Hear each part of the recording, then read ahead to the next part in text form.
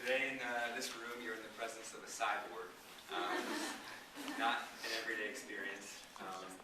And unfortunately, since I'm not a cyborg and I don't have a direct connection to the internet, I have not memorized my speech regarding my book Chorost, but here is what I have to say about it. So as I said, in 2001, Dr. Chorost had a cochlear implant in place in his ear after going completely deaf, which would allow him to hear again, although in a different way than he had previously heard. His intimate relationship with this computer has given him a unique perspective on life and also a unique experience, very different from the rest of us. And these have influenced his subsequent writing. His first book, Rebuilt, How Becoming Part Computer Made Me More Human, describes this experience of living with a cochlear implant in detail, and it won the Penn USA Book Award for Creative Nonfiction. His second book, which is you can buy here today, and he'll be willing to sign if you'd like it, is called Worldwide Mind: Becoming Integration of Humanity, Machines, and the Internet. And it undertakes the ambitious project of honestly forecasting the future of brain-computer interfaces, and specifically mind-to-mind communication via the internet. Dr. Chorost studied computer programming, Renaissance drama, and cultural theory as an undergraduate at Brown, and he received a PhD from the University of Texas at Austin. And he's had articles published in Wired, The Washington Post, Technology Review, and The Scientist. And a recent New York Times review of his most recent work, this book I mentioned previously, describes his curiosity as contagious, which I think is a very high compliment.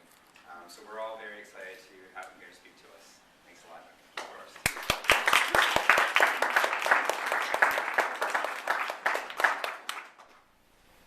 Thank you all very much for coming. Those of you who are not Kathy students, thank you even more. Let me first ask, can you guys in back hear me okay? All right, very good. If you need me to speak up, just let me know. So let me just first mention that I was one of Kathy's students myself back in the early 1990s. So I did doctoral studies here too between 1990 and 1994. Which came to an abrupt end when I failed my preliminary oral exam in 1994. So my history of Duke in that year was a little bit checkered. But I went on to finish my PhD at the University of Texas at Austin, as you mentioned. So just standing in its place is a very moving experience for me, because Duke was the site of so many triumphs, but also some of my failures. So it just feels so great to be invited back. So I want to say thank you for that. Great to have you back, Michael. And a little lesson that I draw from that, which I'd like to share with those of you who are young and impressionable like freshmen, is that you can have a spectacular failure in your life and come back from it and actually come out better than you would have before. I think that if I had actually passed my prelim at Duke back in 1994, I would have gone on to be a scholar of Renaissance drama, trying to find a job teaching Shakespeare in a really bad academic market. I probably would have ended up in a very small university somewhere out in the middle of nowhere, and my life would not have taken the fascinating twists and turns that it has. So I just wanted to put that out there, that a huge failure is not the end. It can actually be a new beginning, as it was with me. So let me talk a little bit about some of those twists and turns in my life. So I want to introduce my work, first of all, so that you know a little bit about where I come from. So let me give you a little bit of personal history. My mother had rubella when she was pregnant with me in 1964. So I was born with severe hearing losses in both ears. That was not diagnosed until I was about 3 years old. And then I got hearing aids a few months after that. It was then that I began to hear and to learn how to use English. But until then, I was essentially an uncivilized little animal lacking language. So I have these very vivid memories of being intelligent and not having any language to structure my experience of the world. Once I got hearing aids, I started becoming human. and I worked hearing aids until I was 36 years old. At that time, on July 7th, 2001, I abruptly lost all remaining hearing in my good ear. So that was the journey that started in my first book. So I was in Reno, Nevada. I was waiting for a rental car to be driven up. I thought the batteries in my left hearing aid had died. I soon figured out it wasn't the battery, it was my ear that had died. So I canceled my plans, flew back to San Francisco, and on the flight back, I had two thoughts.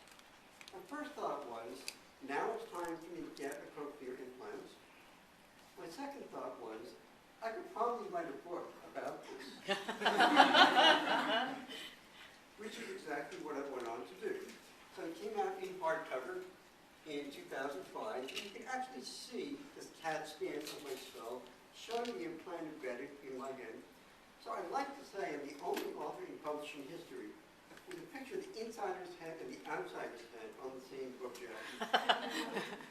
If you look closely, you can actually see a little bit of the outline of my face there, and of course inside is a photograph of me.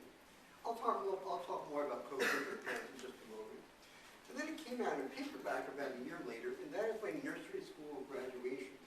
So there I am getting my diploma for graduating from nursery school, and I still have that diploma next to my doctoral diploma on the wall. So I'll talk more about my book, Worldwide Mind, in a minute, but let me give you Cochlear Implant 101 so that you understand where I started in my investigation of neurotechnology, an investigation that has continued and expanded in my new book. So this is the inside guts of a cochlear implant. Let's start by talking about what is outside the body, this disc here. So that disc is the disc that is on this device here. This thing looks like a hearing aid, but it's not a hearing aid.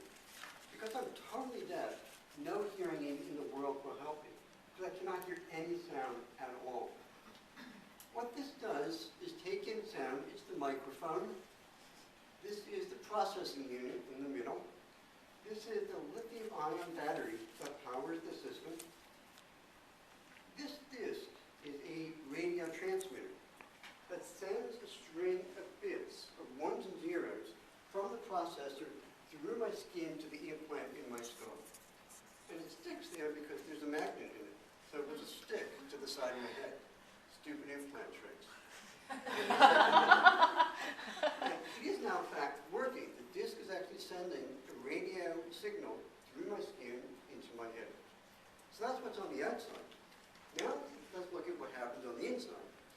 On the inside is the body of the implant itself, which is countersunk into the bone of my skull underneath my skin. So there's almost no bone in the skin itself. It's pretty much flush with the surface of my skull. There is a wire that goes down through the middle ear into the cochlea, the inner ear. In a normal ear, the job of the cochlea is that it has tens of thousands of tiny little hairs that vibrate when sound sweeping through the cochlea hits those little hair cells.